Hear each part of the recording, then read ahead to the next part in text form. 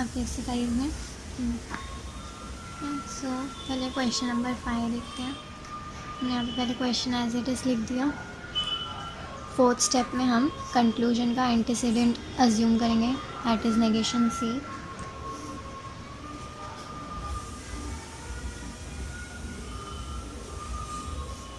इसके आगे एरो।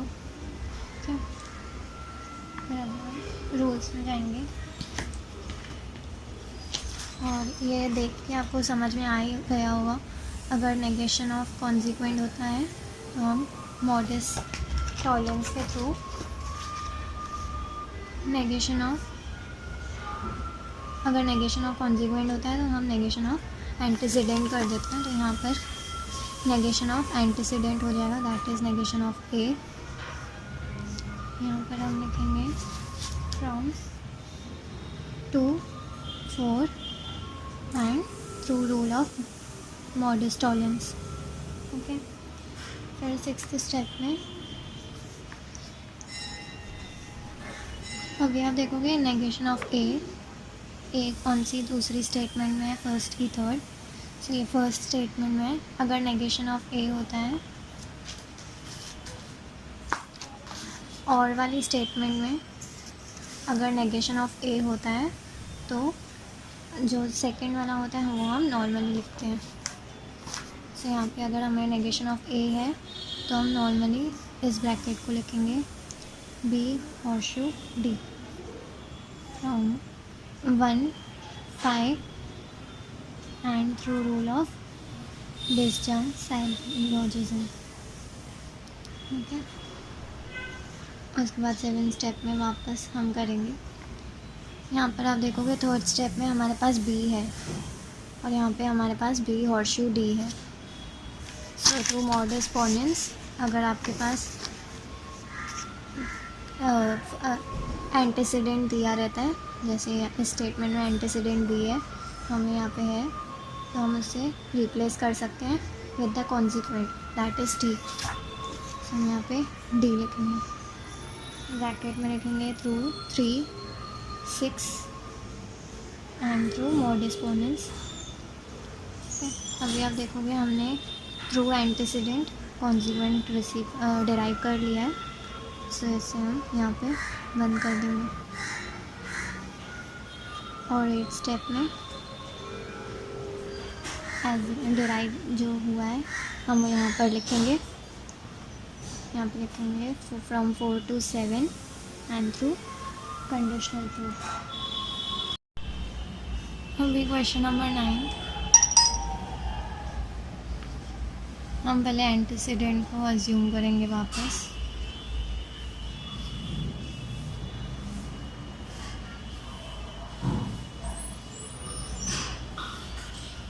अभी देखेंगे कि क्वेश्चन में कौन सी स्टेटमेंट में एस दिया हुआ है। तो यहाँ पे सिर्फ एक ही स्टेटमेंट है जहाँ पे एस दिया हुआ है। तो हमें ये भी मालूम है, अगर हमें एंटीसीडेंट मालूम हो तो हम कौन सा रूल अप्लाई करेंगे, दैट इज़ मॉडस पोनेंस। इसमें हमें अगर एंटीसीडेंट दिया होता है तो हम उसे रिप्लेस करते हैं विद द कॉन्सिक्वेंट। हमें यहाँ पे एंटीसीडेंट दिया हुआ है, हम लोग इसको रिप्लेस करेंगे with the consequent, that is R. फिर this is from 2, 5 and through modus ponens.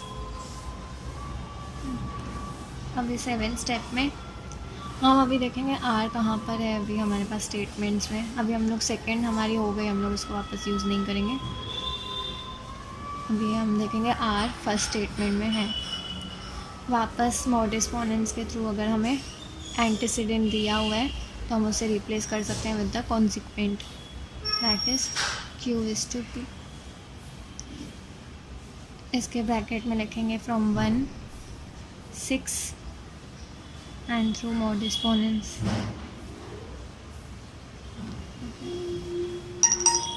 अभी 8 स्टेप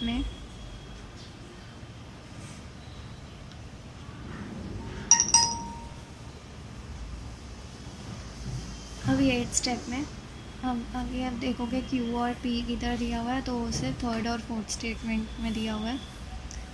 सो एक डायरेक्ट रूल है, अगर हमें कॉन्सिक्वेंट दिया रहता है जैसे ये एंटीसीडेंट और कॉन्सिक्वेंट का हमें कॉन्सिक्वेंट का नेगेशन दिया रहता है, तो हम थ्रू मॉडेस्ट टॉलरेंस, इसमें अगर हमें नेगेशन ऑफ कॉन्सिक्वेंट दिया रहता है तो हम उसे रिप्लेस करते हैं विद नेगेशन ऑफ एंटीसीडेंट। सो हम अभी नेगेशन ऑफ कॉन्सिक्वेंट को रिप्लेस करेंगे with the negation of antecedent from 4, 7 and modus tollens. Okay, उसके बाद 9 स्टेप में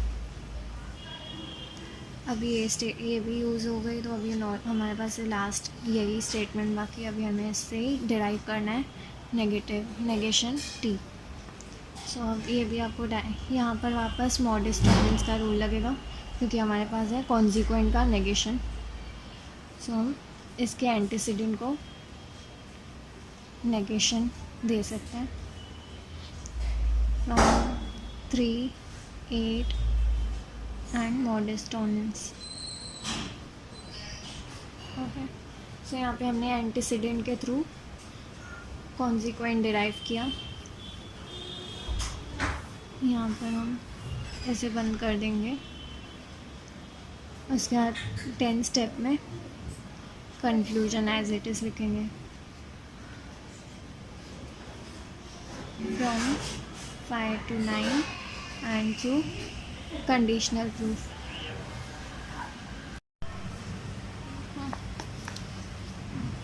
सो ये क्वेश्चन में हमें वापस से 2 एंटीसीडेंट्स हैं। सो ये क्वेश्चन में पहले हम वापस देखेंगे, यहाँ पे 2 और शू की साइंस हैं। ओके, इसका मतलब है हमारे पास 2 एंटीसीडेंट्स हैं, नेगेशन ए और डी, और 2 कॉन्सिक्वेंस हैं, बी डिसजंक्शन एफ और ई। सो पहले हम पहला एंटीसीडेंट अज्यूम करेंगे, दैट इज़ नेगेशन ए।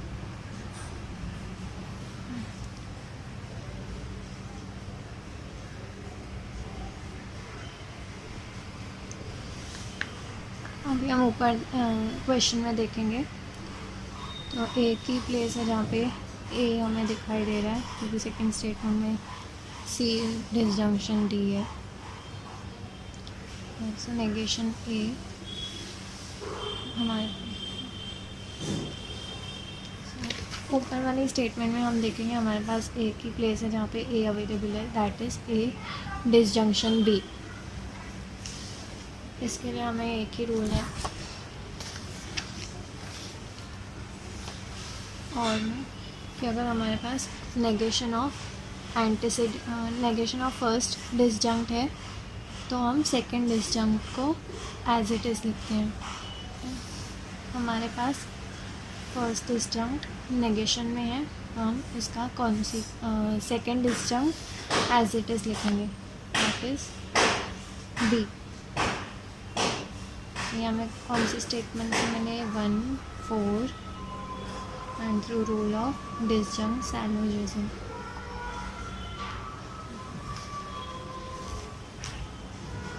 हमें क्या चाहिए कॉन्सिक्वेंट में, दैट इज़ बी डिसजंक्ट एफ। तो आपको इसका ये रूल अब मालूम होगा ही, एडिशनल रूल। अगर हमारे पास फर्स्ट डिसजंक्ट है, जैसे यहाँ पे बी है हमारे पास, तो इसमें हम ऐड कर सकते हैं एक और वेरिएबल थ्रू डिसजंक्शन साइन। एक और पी को हमने यहाँ पे ऐड किया, जैसे डिसजंक्ट क्यू, वैसे ही हम यहाँ पे ऐड करेंगे बी डिसजंक्ट एफ।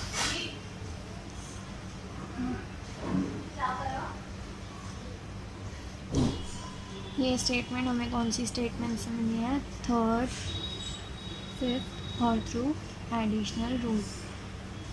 सो हमें एंटीसीडेंट के थ्रू कॉन्सिक्वेंट मिल गया, तो इसे हम वापस बंद करेंगे। यहाँ पे 7 स्टेटमेंट में अभी तक हमें जो डिराइव हुआ है वो लिखेंगे।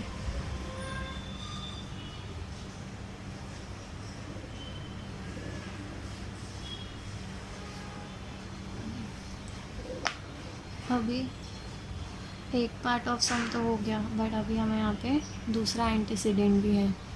अभी हमें इसके थ्रू कॉन्सिक्वेंट डिराइव करना है। तो यहाँ पे हम वापस डी को अज्यूम करते हैं।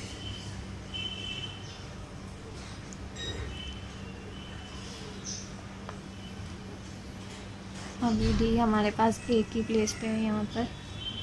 सो हम यहाँ पे वापस एडिशनल रूल लगाएंगे। उसे यहाँ पे लिखेंगे D disjunct C from 2 8 and through additional rule.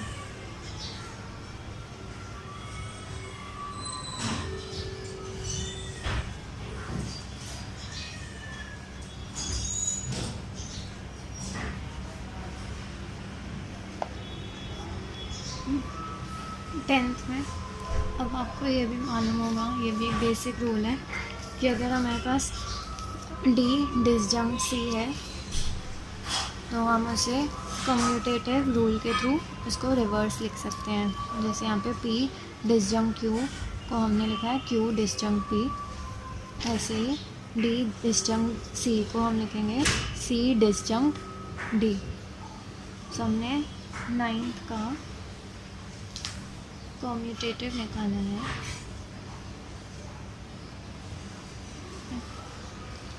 सो अभी आप देखोगे सी डिसजंक्ट डी को हम रिप्लेस कर सकते हैं with E through rule of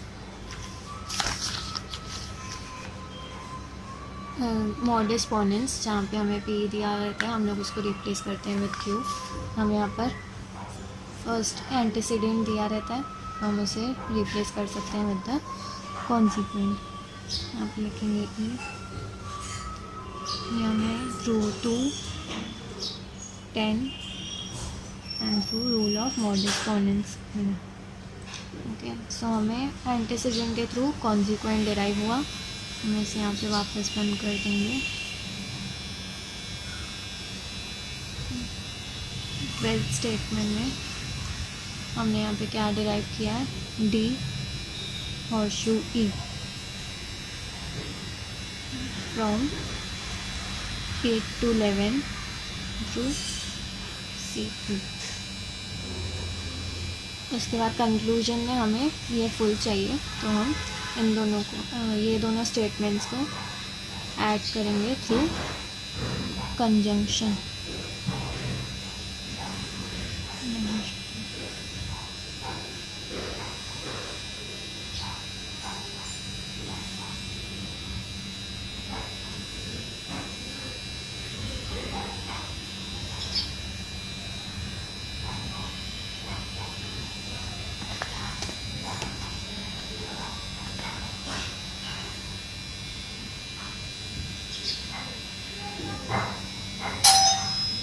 नीचे लिखेंगे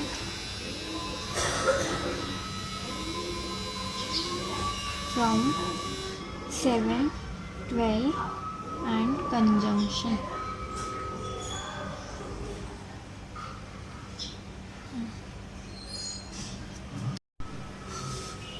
अभी क्वेश्चन नंबर 12 में हमारे पास वापस 2 हॉर्सशू की साइंस हैं। सो इसका मतलब है हमारे पास ये हमारा फर्स्ट एंटीसीडेंट है और ये हमारा फर्स्ट कॉन्सिक्वेंट है। ओके, फर्स्ट साइन क्योंकि ये है तो इसका फर्स्ट एंटीसीडेंट ये और सेकंड एंटीसीडेंट ये। वेयरएज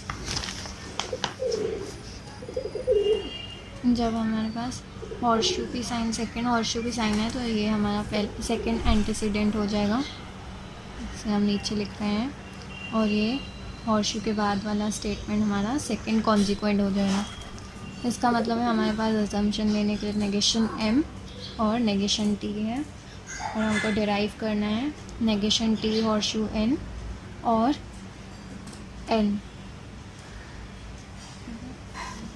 सो हमारा फर्स्ट स्टेप होगा कि हम पहला वाला एंटीसीडेंट को अज्यूम करेंगे, that is negation M.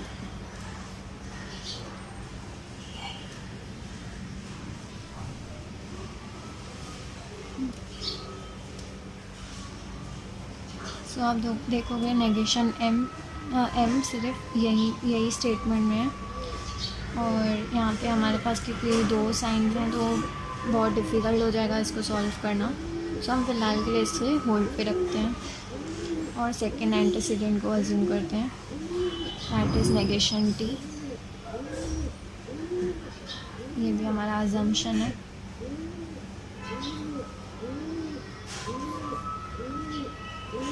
Okay, सो अभी आप देखोगे यहाँ पे हमारे पास नेगेशन टी है और यहाँ पर हमें सेकेंड स्टेटमेंट में टी डिसजंक्ट एल है। तो इसका एक ही रूल होता है, अगर हमारे पास disjunct of first disjunct negation of first disjunct होता है तो हम उसकी जगह पे लिख सकते हैं सेकेंड डिसजंक्ट। हमारे पास फर्स्ट डिसजंक्ट का नेगेशन है तो हम second disjunct as it is लिखेंगे, दैट इज़ एल। तो ये हमें through 2, 4 and through disjunct सैलोजिज्म derive हुआ। सो अभी आप देखोगे अभी एल को हम फर्स्ट स्टेटमेंट में यूज़ कर सकते हैं थ्रू रूल ऑफ मॉडिस पोनेंस। अगर हमारे पास एंटीसीडेंट होता है तो हम उसे रिप्लेस कर सकते हैं विद द कॉन्सिक्वेंट। सो हमारे पास यहाँ पे एंटीसीडेंट है, हम इसे रिप्लेस करेंगे with the consequent, that is M negation disjunct N. ये हमें through 1, 5 and through modus ponens derive हुआ।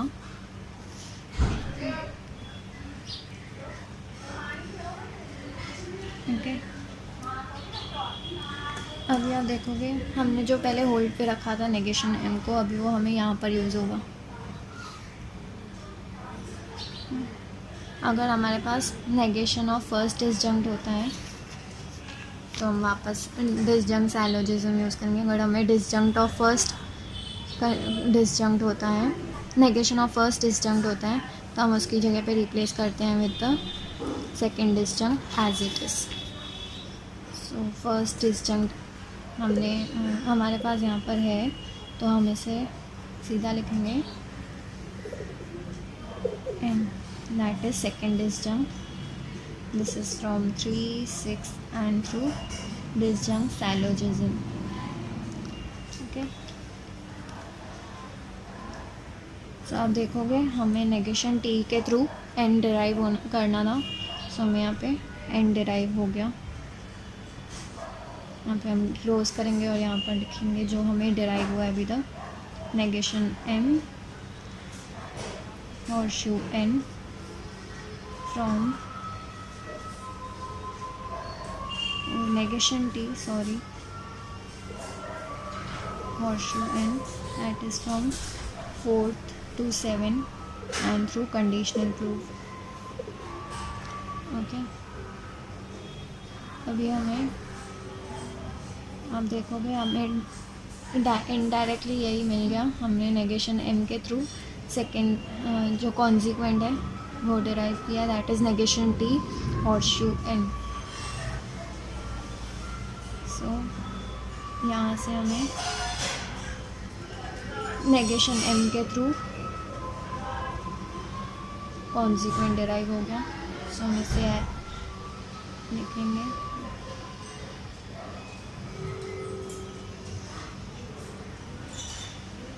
इसकी ब्रैकेट में लिखेंगे from 3 to 8 and through conditional proof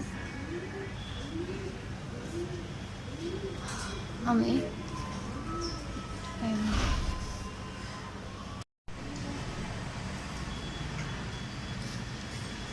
अब 13 सम में हमारे पास आपस अजम्पशन के लिए हॉर्सशू के आगे वाली sign that is antecedent A dot C, ये हमारा अजम्पशन है।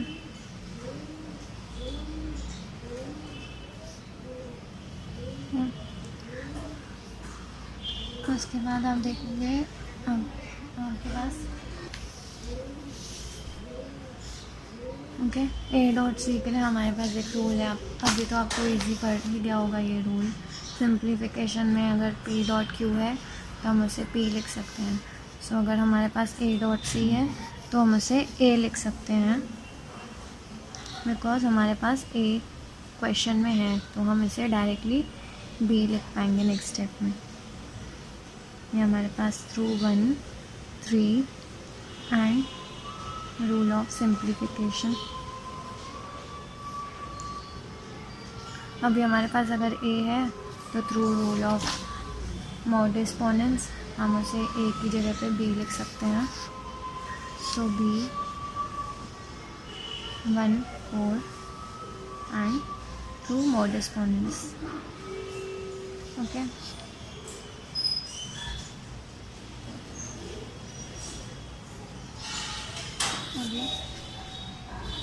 इसके आगे तो सम बढ़ नहीं सकता, तो हम वापस यही जो हमारा ए डॉट सी है यहाँ पे हम एक और रूल लगा देंगे कॉम्यूटेटिव का, जहाँ पे हम ए डॉट सी की जगह पे सी डॉट ए लिख सकें। ए डॉट सी की जगह पे हम सी डॉट ए लिखेंगे। तो फिर हम 5th का कम्यूटेटिव निकाल रहे हैं। 7th स्टेप में वापस सी को हम अलग से लिखेंगे, क्योंकि हमारे पास यहाँ पे सी है। वापस से हम डी डिराइव कर सकते हैं। हमने 6th का सिंप्लीफिकेशन किया है। वापस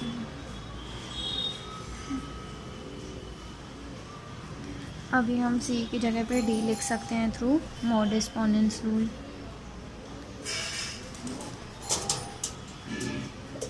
टू 8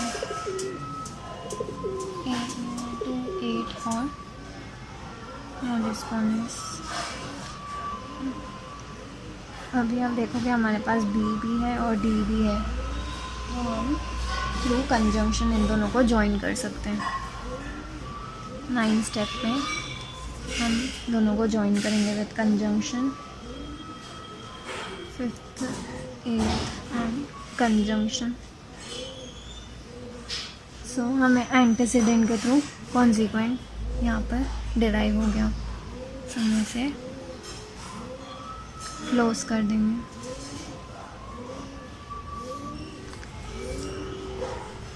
टेंथ स्टेप में जो डिराइव हुआ है हम उसे लिखेंगे वापस B dot D through 3 to 9 and through conjunction, through conditional